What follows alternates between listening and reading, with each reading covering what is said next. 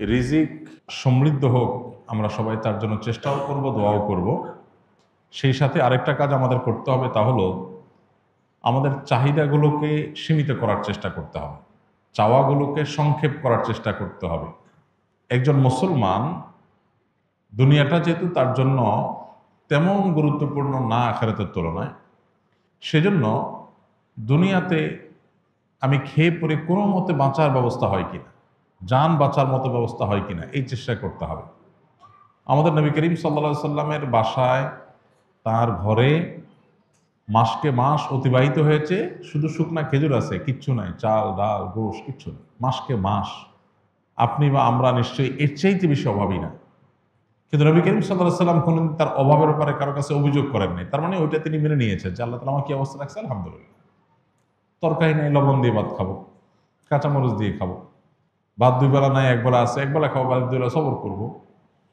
এই মানসিকতাটা লালন করলে যেটা হবে, এই যে রিজিকের কষ্ট, যতটা না ক্ষুধার কষ্ট, যতটা না পেটের কষ্ট, তার চেয়ে বেশি মনের কষ্ট। যেমন নাই, মানসিকভাবে আমি ডিপ্রেসড হয়ে যাচ্ছি, অনেকের আছে আমার নাই, পেরেশান হচ্ছি, দুশ্চিন্তাগ্রস্ত হচ্ছি।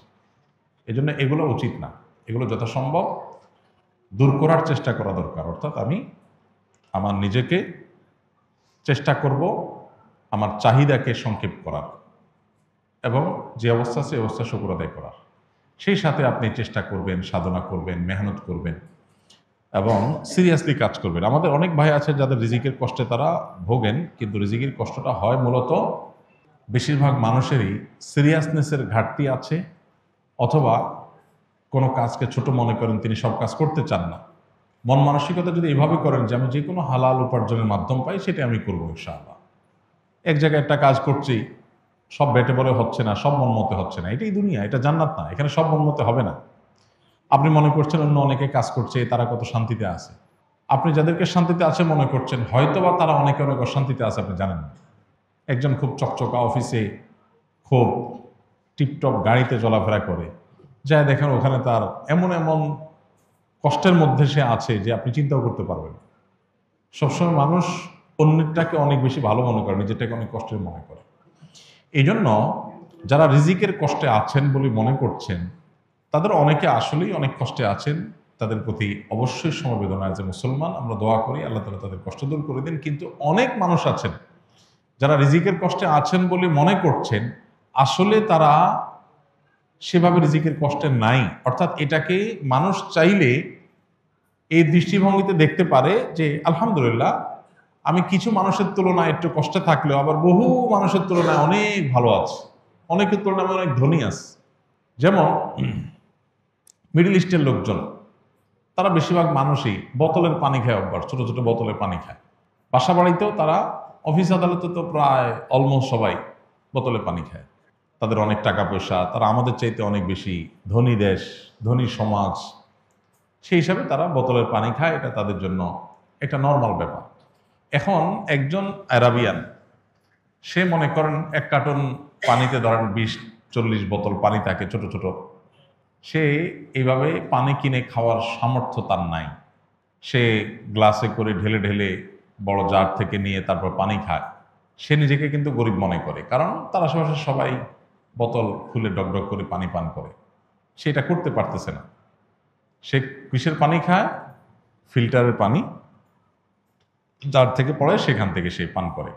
অথবা ফিল্টার করাও লাগে না, তাদের দেশে সব পানিগুলো জারের পানি ফিল্টার করাই আছে, ওইগুলো খায়, মগ দিয়ে খায়। তো মগ দিয়া যে খায়, এটা তার কাছে অভাবই মনে হয়। আহারে, আমি গরিব মানুষ, আজকে ওদের মতো টাকা থাকলে আমি এই বোতল খুলে ডকডক করে গিলতাম, একটা খাইতাম, ফালা দিতাম, আরেকটা ধরতাম। আমি পারি না, এই জন্য আমি ওই ফিল্টার করা যে জারের মধ্যে পানি থাকে, ওই জার থেকে ঢেলে ঢেলে খাই। এটা হলো গরিবের অবস্থা। আমাদের দেশে সেই গরিবের যদি আপনি তুলনা করেন যে পানি ফিল্টার করা লাগে না, সব ফিল্টার করা আছে, শুধুমাত্র ডাইলা খাওয়া। আমাদের দেশে অনেক মানুষ আছে যাহারে একটা ফিল্টার নাই, পানি সিদ্ধ করে করে ঢাকা শহরে অনেকে এখনো পান করে, অনেক কষ্ট করে। আমার যদি ফিল্টারের ব্যবস্থা থাকতো, অথবা ফিল্টার করা ছাড়া এরকম ডাইরেক্ট ফিল্টার করা পানি পাওয়া যাইত, ডাইরেক্ট খাওয়া যাইত, তাহলে আমি ধনী হতে পারতাম। তাহলে এর কাছে ধনীর সংখ্যা কিন্তু বোতল খাওয়া না, এর কাছে ধনীর সংখ্যা হলো ফিল্টারের পানি পাওয়া। তাই না? আবার আমরা যেরকম সুন্দর পানি পাই, আফ্রিকার অনেক দেশের অনেক অঞ্চলে মানুষ আছে, তারা যদি জিজ্ঞাসা করেন যে তুমি কেমন আছো ভাই, তো বলবে যে হায় হায়, একটু স্বচ্ছ পরিষ্কার পানি নাই, এই ময়লা সয়লা যা যখন পাই তাই খাইতে হয়, একটু পরিষ্কার পানি পাইতাম, ফিল্টার না হোক একটু পরিষ্কার পানি পাইতাম। তার কাছে ওইটা হলো ধনী হওয়া। তাহলে পৃথিবীতে সবাই ধনী সবাই গরিব, সবাই ধনী সবাই গরিব, এটা তুলনামূলক ব্যাপার। আমি যখন আমার চাইতে উপরের দিকে তাকাবো তখন মনে হবে আমি গরিব, আবার যখন আমি আমার নিচের দিকে তাকাবো তখন মনে হবে আমি ধনী।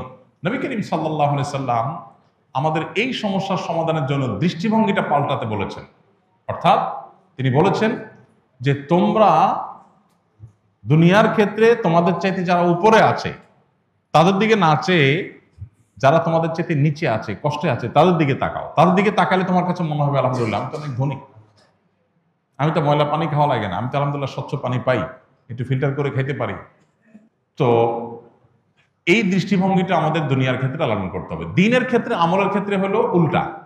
সেক্ষেত্রে হলো আমি আমার চাইতে যারা উপরে আছে তাদের দিকে তাকাবো, তখন মনে হবে আমি আর কি এমন আমল করলাম, আমি আর কি এমন ভালো কাজ করলাম। আল্লাহ তাআলা আমাদের এই দৃষ্টিভঙ্গিকে পরিবর্তন করার তৌফিক দান করুন। আমরা যারা কষ্টে আছি, অভাবে আছি, তারা মনে কষ্ট নেব না, তারা ভুল বুঝবো না যে হুজুর আমরা কষ্টের কথা বললে আপনি ওয়াজ শুনাই দেন কেন, পারলে একটু আসন্ন ফাউন্ডেশন থেকে টাকা এনে দিয়ে দিবেন, টাকা না দিয়ে আপনি ওয়াজ শুনাই দেন কেন। ভাই, টাকা আসন্ন ফাউন্ডেশনের টাকা এভাবে দিতে পারবো কি পারবো না সেটা তো ভিন্ন আলাপ,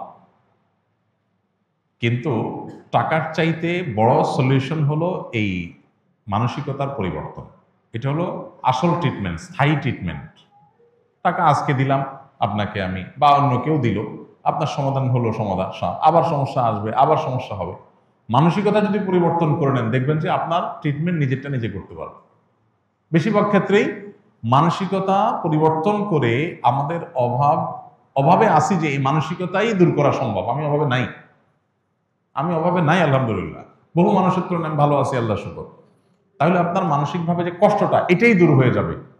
বাকি কষ্ট যেটা আছে সেটা দূরের জন্য সিরিয়াসনেস, আল্লাহর কাছে দোয়া, সঠিকভাবে চেষ্টা করা, হ্যাঁ, বুঝে শুনে পা ফেলা, বুদ্ধিমান অভিজ্ঞতার সাথে পরামর্শ করে করে ইনিশিয়েটিভগুলো নেওয়া, ইনশাআল্লাহ এগুলোর মাধ্যমে বেশিরভাগ দারিদ্র্যের মোকাবেলা করা সম্ভব ইনশাআল্লাহ। আমরা দোয়া করি আমাদের এই ভাইয়ের জন্য, ওসমান গরের জন্য, আল্লাহ তাআলা তাকে হালাল রিজিকের, বরকতময় রিজিকের ব্যবস্থা করে দিন। আর অনেক ভাই অনেক কষ্টে আছেন রিজিকের, আল্লাহ তাআলা সবার জন্য ব্যবস্থা করে দিন। আস-সুন্নাহ ফাউন্ডেশন, উম্মার স্বার্থে সুন্নাহর সাথে।